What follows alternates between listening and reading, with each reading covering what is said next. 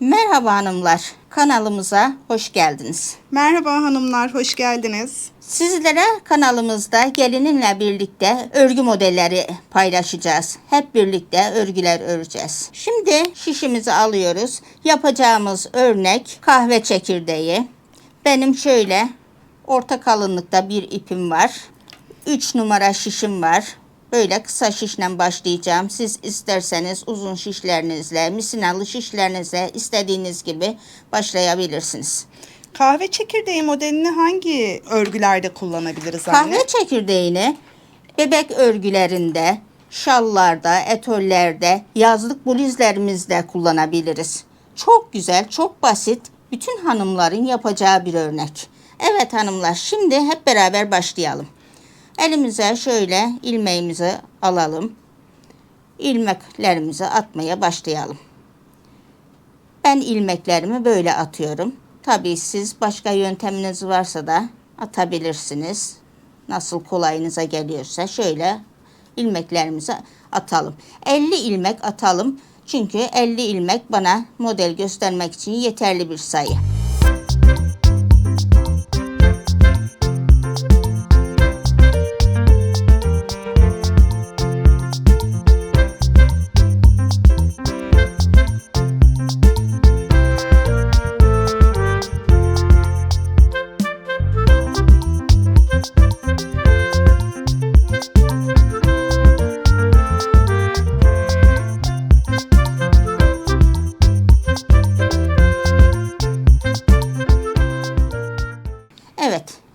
Evet hanımlar, 50 ilmeğimizi şişimize attık. Şimdi şöyle bir düğüm atalım ki şişimizden kaydırmayalım. Şöyle alıyoruz. İlk sıramız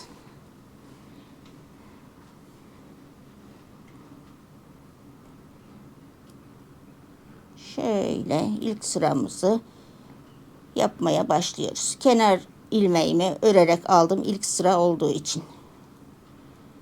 Hepsini ters yönden örüyoruz. Bu sıramızı ters olarak örüp tamamlıyoruz hanımlar.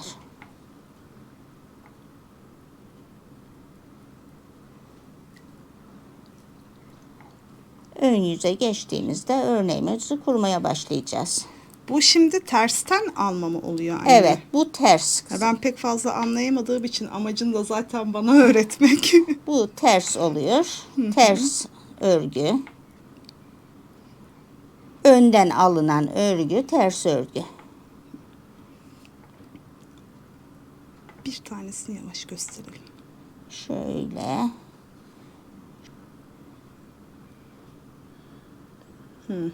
Alıyoruz. Önden, bizden taraftan alıyoruz. Tamam.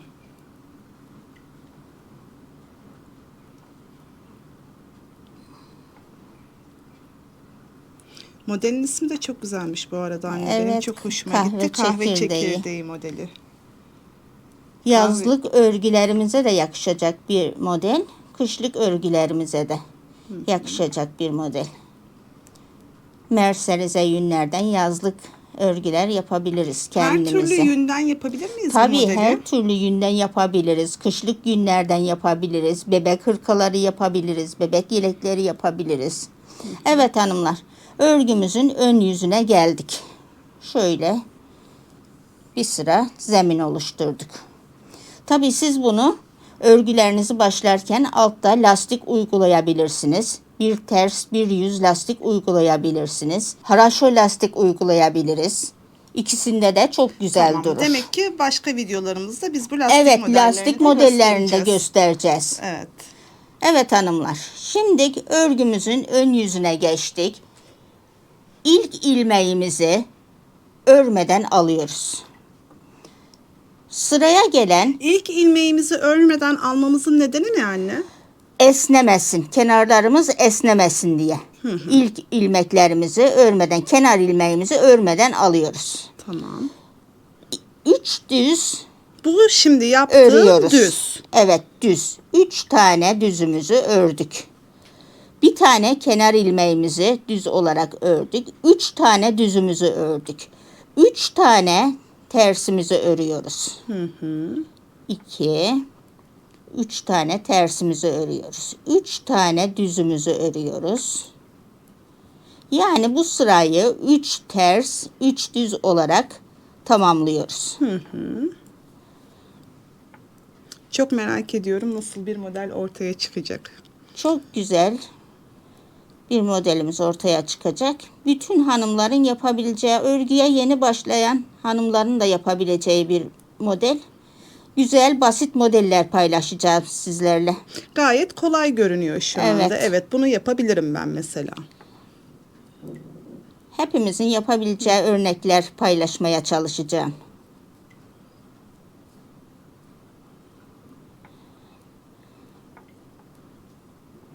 Üç Evet, düz. 3 düz, 3 ters olarak sıra sonuna kadar gelelim hanımlar. Derim kızım. 3 tersimizi ördük. Şimdi bir tane kenar ilmeğimiz var. Onu da örerek aldık. Şimdi Sonlarda kenar- sonlarda örüyoruz. Örgümüzü çeviriyoruz. Kenar ilmeklerimizi sonlarda bitirirken örüyoruz. Örgümüzü çeviriyoruz. Şimdi kenar ilmeğimizi örmeden alıyoruz. Esneme olmasın Esneme diye. olmasın diye. Şimdi yine aynı örgümüzü nasıl görüyorsak o şekilde örüyoruz. 3 ters, 3 düz olarak. Peki tersi ve düzü nasıl anlayacağız anne örgüde? Örgüde Yani ben tersler bilmiyorum. kendini belli eder. Bak bunlar düz örgü. Şöyle olanlar Evet, düz. bunlar düz örgü, bunlar ters örgü. Anladım. Tamam.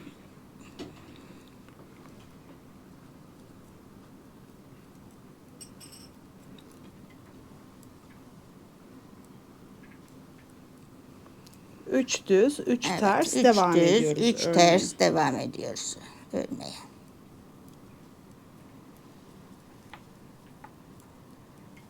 Yani nasıl görüyorsak bizden tarafta aynı şekilde örüyoruz. Ben sana şöyle bir çay koyayım anne.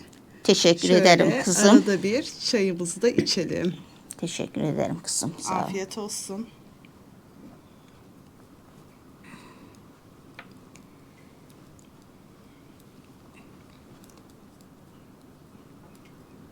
Benim gelin kızım çok meraklı örgüye. Ama hiçbir şey yapamıyor. Ona öğretmek amacıyla başka bilmeyen hanımlarımıza da faydası olsun diye böyle bir şey düşündük. İnşallah tüm hanımlara, örgü örmek isteyen tüm hanımlara Evet. faydası olur. İnşallah. Videolarımızda ağırlıklı olarak örgü modellerini göstereceğiz. Örgüyle alakalı diğer detaylara da ilerleyen zamanlarda gireceğiz zaten. Bazı videolarımızda süsleme yapma düşüncemiz var. Onların da hepsini göstereceğiz size. Evet hanımlar. Şöyle. Evet, sanki Şimdi- kendini göstermeye başladı gibi. Şimdi hemen burada örneğimizi kurmaya başlayalım. Yani biz altta ilk başta örgümüze başladığımız yeri bunu da gösterelim size.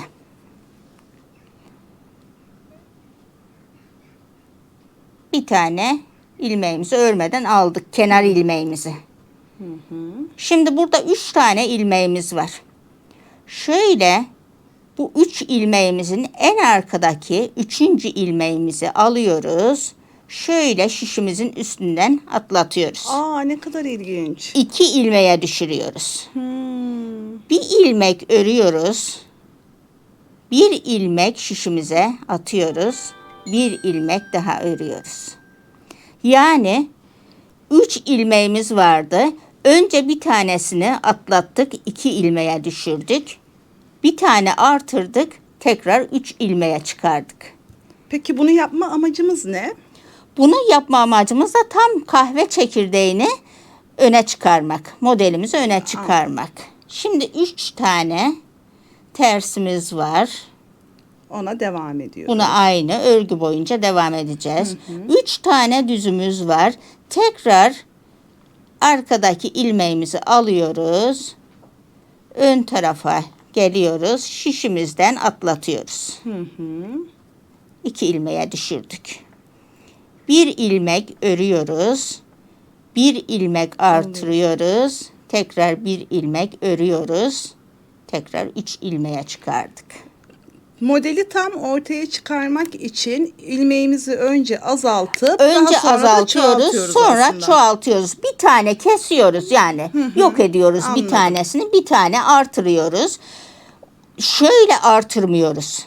Şöyle artırıyoruz. Anladım. Düzgün olabilmesi için. 3 tane tersimizi örüyoruz. Şimdi Şimdi- üçüncüyü tekrar alacağız. Modelimizi kuruyoruz. En arkadaki 3. ilmeğimizi alıyoruz. Şişimizden geçiriyoruz. Bir tanesini yok ediyoruz. Evet. Kesiyoruz. Bir tane alıyoruz. Bir tane artırıyoruz. Artırmalarımızı bu taraftan değil de bu taraftan yapıyoruz. Çok eğlenceli. Ben çok sevdim. 3 tane tersimizi yapıyoruz. Tekrar modelimizi kuruyoruz. Bir tane atlatıyoruz. Bir tane örüyoruz. Bir tane artırıyoruz. Terslerimizi gördüğümüz gibi ters olarak örüyoruz. Tekrar düzümüze geldik. Arkadaki ilmeğimizi atlatıyoruz. Bir tane örüyoruz. Bir tane artırıyoruz. Bir tane daha örüyoruz. 3 tane ters ilmeğimiz var. 3 tane düzümüz var. Arkadakini geçiriyoruz. Şişimizden atlatıp 2 ilmeğe düşürüp ilk ilmeğimizi örüyoruz. Bir tane artırıyoruz. Son ilmeğimizi örüp 3 taneye çıkarıyoruz. Çok güzel duruyor. Çok da eğlenceli duruyor bence. Çok- Hanımlar bu modeli örerken bayağı eğlenecekler gibi bir şey, bir Çok hissiyata çıt- kapıldım. çok çıtı pıtı bir model. Bir tane atlatıyoruz. Örüyoruz. Artırıyoruz. Bir tane daha örüyoruz. Terslerimizi ters örüyoruz. Son modelimizi yapıyoruz. Atlattık. Bir tane ördük. Bir tane artırdık. Tekrar bir tane ördük. Burada 4 tane tersimiz görünüyor. 3 tanesi modelimize olan, bir tane kenar ilmeğimiz var. Örerek alıyoruz. Ay anne, çok eğlenceli bir örgüymüş. Bak, modelimiz Ha, çıkmaya evet, başladı bile. çıkmaya başladı. Örgümüzü çeviriyoruz. Örgümüzün arka yüzündeyiz. Bakalım arka yüzünde neler yapacağız? Aynı yöntem mi gidecek, farklı bir şeyler mi Kenar yapacağız? ilmeğimizi örmeden alıyoruz hanımlar. 3 tane düzümüz var. Düzümüzü düz örüyoruz. Arka tarafta bunu ters örgü olarak örmüştük. Burada artırıp eksilttiğimiz ilmeklerimiz var. Bunları ters olarak örüyoruz. Bu ters sıramızda bunları ters örüyoruz. Artırdıklarımızı. 3 tane düzümüz var.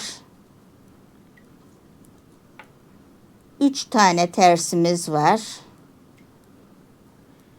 Burada herhangi bir şekilde Burada hiçbir işlem yapmıyoruz.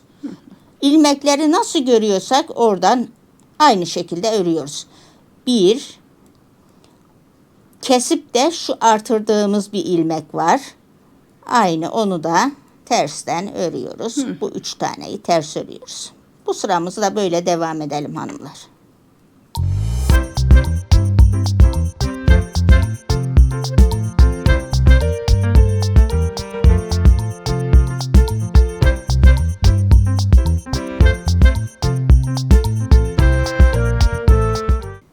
Evet, 3 ilmeğimizi ördük. Kenar ilmeğimiz. Onu da örerek aldım. Örgümün ön yüzüne geçiyorum. ay ne kadar güzel göstermeye başladı Evet. kendisini. Şimdi burada örgümüzün ön yüzündeyiz. Kenar ilmeğimizi örmeden aldık. önümüze gelen ilmekleri nasıl görüyorsak öyle alıyoruz.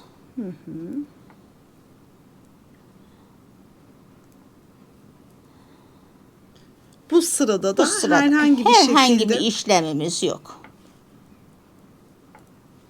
hiçbir şekilde ilmek arttırma, ilmek eksiltme Hayır, yapmadan hiçbir işlemimiz yok. Böylece devam ediyoruz.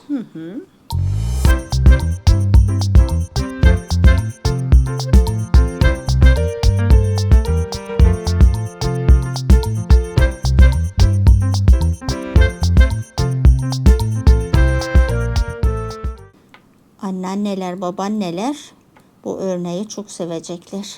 bence gelinler de severler. Bebek örgülerinde torunlara örgü yapanlar. Bence gelinler de severler. Onlar da yapabilirler. Evet. Ben çok heveslendim mesela. Çok fazla öresim geldi. Hemen sana da başlayalım. Hemen. Evet. Bu sıramızı da böyle tamamladık hanımlar. Bakalım. Gerçekten çok güzel gösteriyor. Evet. Çok şık bir model oldu bence. Şimdi örgümüzün arka yüzündeyiz. Son sıramızdayız. Burada da kenar ilmeğimizi örmeden aldık. 3 tane düzümüzü ördük. 3 tane tersimizi ördük. 3 tane düzümüzü ördük. Burada da ilmekleri nasıl görüyorsak 3 ters, 3 düz olarak sıra sonuna kadar öreceğiz. Hiçbir işlem yapmayacağız. Ön yüze gelene kadar modeli ön yüzde kuracağız çünkü.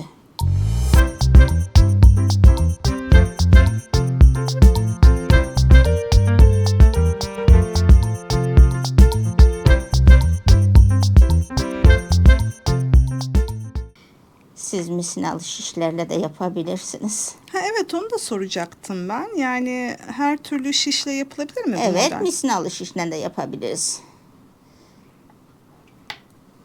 Tabii bu küçük örgülerde misinalı şiş kullanamıyoruz. Büyük örgülerimizde.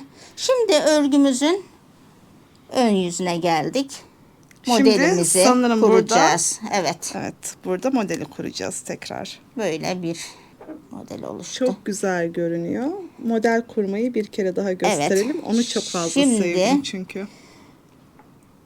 Kenar ilmeğimizi örmeden aldık hanımlar. Şimdi burada 3 tane düzümüz var. Alt tarafta da aynı işlemi yapmıştık. Bu 3 tane düzümüzün en sondaki olan ilmeğimizi alıyoruz. Şişimizin ön tarafına geçiriyoruz. 2 ilmeğe düşürüyoruz. İlk ilmeğimizi örüyoruz. Bir tane artırıyoruz. Son ilmeğimizi de örüyoruz. 3 tane düzümüz var. Düzlerimizi son ilmeğini alıyoruz. Aradan birini örüyoruz. Bir tane artırıp bir tane daha örüyoruz. Evet, çok kolay bir model Evet. bence. 3 tane tersimizi örüyoruz.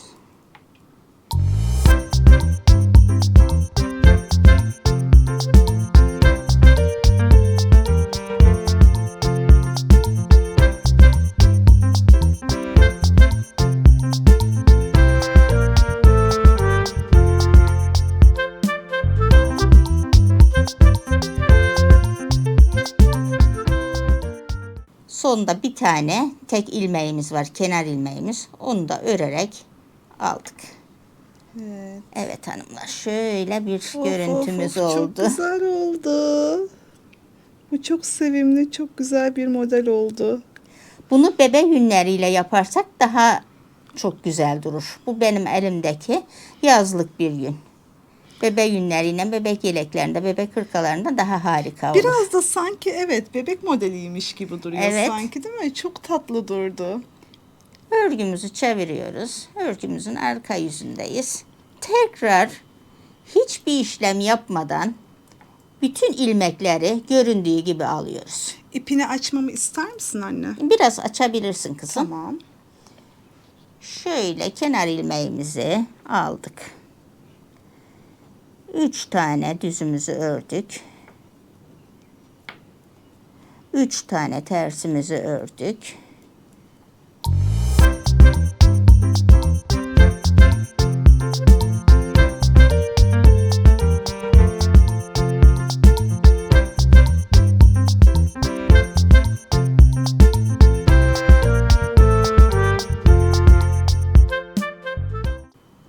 Kendi ördüğümüz şeyleri kullanmak da Evet. çok iyi geliyor. Birilerine hediye etmek de çok iyi 3 geliyor. tane ters ilmeğimizi ördük.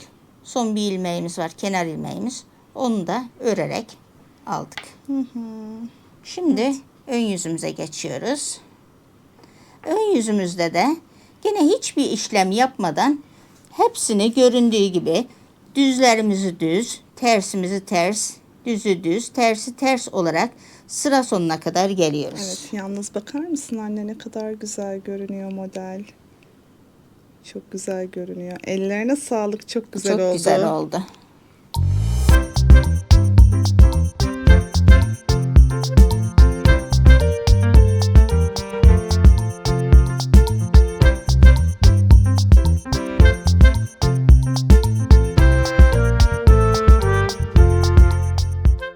Şöyle bir görüntü elde ettik. Görüyor musun kızım? Ne kadar Çok güzel oldu. oldu. Acayip güzel oldu. Ben çok beğendim. Çok da heveslendim bu arada Şimdi bu modeli örmek örgümüzün için. arka sırasındayız. Son sıradayız. Bu son sıramız mı? Bu son sıramız şimdi. Kenar ilmeğimizi örmeden aldık. Yine aynı tersleri ters, düzleri düz olarak, yani 3 ters, 3 düz olarak sıra sonuna kadar devam ediyoruz.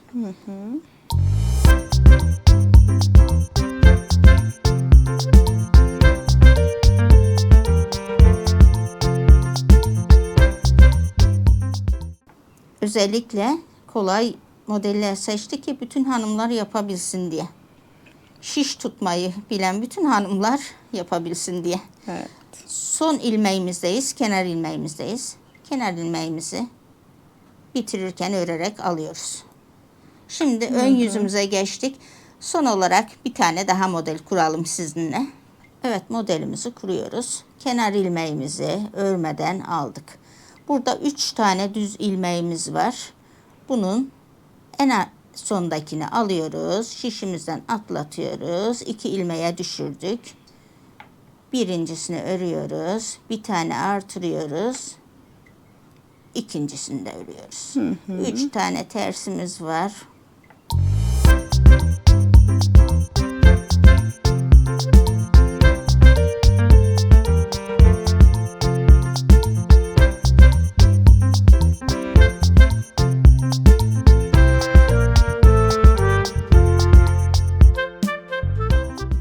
Bir tane kenar ilmeğimiz var. Onu da örerek aldık. Evet hanımlar. İşte modelimiz. Çok Modelimiz güzel, belli çok oldu. şık, çok sevimli bir model oldu. Sürekli 3-4. sırada tekrarını yapıyoruz. Aynı modelin üstte tekrarını yaparak çıkıyoruz. Harika bir model elde ettik.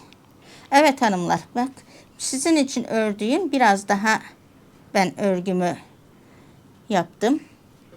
Çoğaldıkça da görüntüsünü görün diye. Şöyle bir görüntü oluyor. Çok güzel, çok sevimli, çok tatlı bir görüntü oluyor bence de. Benim çok hoşuma gitti. Ayrıca aşırı derecede de kolay bir örgüymüş. Hiçbir şekilde korkulacak herhangi bir şey yok. Evet hanımlar, örgümüz bu kadar. Kolay örgülerle yine buluşacağız sizlerle. Ben bunda altına bak bir ters bir düz yapmışım. Nasıl duruşunu görün diye lastiğin üstüne. Güzel bir görüntü oldu. Çok güzel Evet oldu. hanımlar, bizi izlediğiniz için çok teşekkür ederiz. Buluşmak üzere tekrar yeni modellerde, yeni örneklerimizde. Hoşça kalın. Videomuzu beğenip bildirimleri açmayı, kanalımıza abone olmayı da unutmayın arkadaşlar. Bir sonraki videoda görüşmek üzere. Biz de kahve çekirdeği modelinin üzerine annemle beraber çok güzel bir kahve içelim şimdi. Hoşça kalın. Hoşça kalın.